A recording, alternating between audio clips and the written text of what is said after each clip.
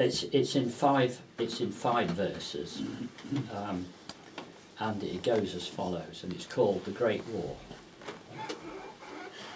The scenario: the continent was tinder dry, its empires bellicose.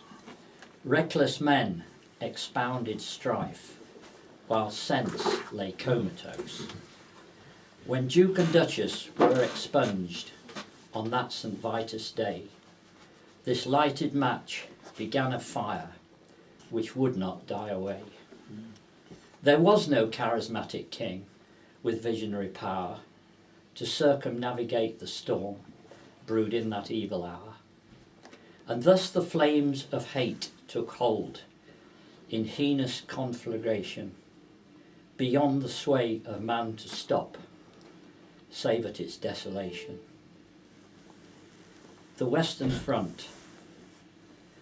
What hellish butchery began with carnage on such scale that dog ate dog from Vimy Ridge to Ypres and Passchendaele. Every loathsome act was played in human degradation, whilst bullies, cowards, men of steel indulged self-preservation. True quiet on the Western Front was never but a dream, with silent vigil on those days without a soldier's scream, warping minds, plaguing souls, and taunting every nerve, raising doubts in honest troops on why they'd come to serve. The Squaddy. It's 3 years, Sergeant Major, since we came to war. Will earthlings ever justify what we're fighting for? Who dare count the cost in lives of men of good intent, who marched and fought and died to save their bloody regiment? Recruits imbued with high ideals, seduced by pleas from Blighty, wasting now in Flanders fields, alone with God Almighty. Must we follow in their wake?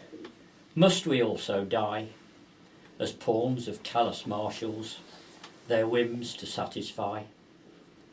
Only we can understand impending pain and sorrow, just to gain some ground today and give it back tomorrow. The Officer.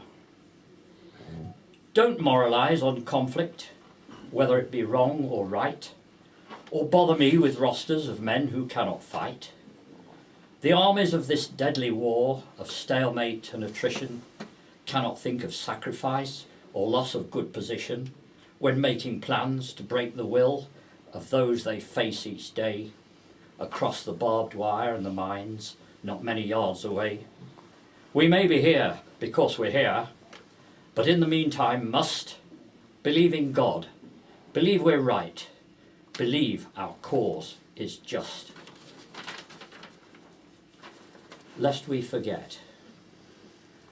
A generation blown to pieces, churned to blood and gore, the flower of Europe's manhood, induced to join a war that never had a meaning and only had an end when all the combatants had died, both enemy and friend.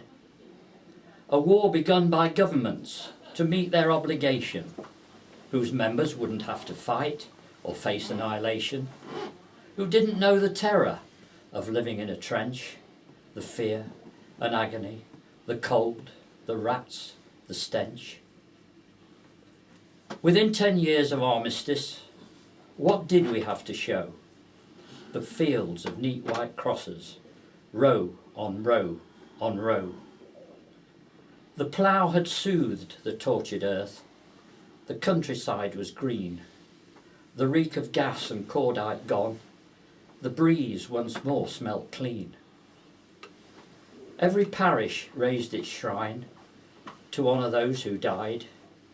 Yet heroes maimed and paranoid were often vilified. Memories will linger, bereaving kin will cry.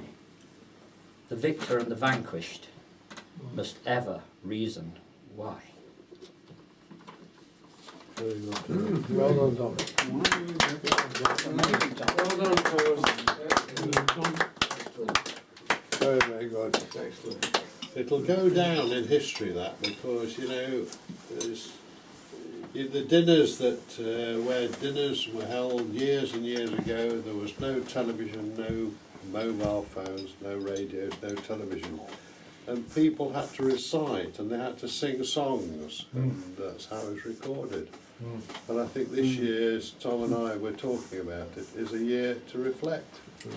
And if it wasn't for the men and the women that fought for us the First World War and the Second World War, we would not be here. We would not be here. And it's something to reflect upon. We're a generation, we are the next generation on, aren't we, that can remember and reflect and pass it on to our children, grandchildren, etc., how serious it was. And let's hope there's never another war. I know it's sombre, but at the end of the day, that's what it's all about. Yeah, I'm sorry if I brought her. No, because this is the year, you don't do it now, it's too late. Have you not offered it for publication? Sorry? Have you not offered it for publication? No, only You ought to, Tom. I wrote it to the. I sent it to the Telegraph before the 100-year armistice, about 3 weeks before, in the hope that they might publish it. But I think their general feeling is that if your name's not Sassoon or Owen or I think Richard, you could have found him a job that would be far more beneficial to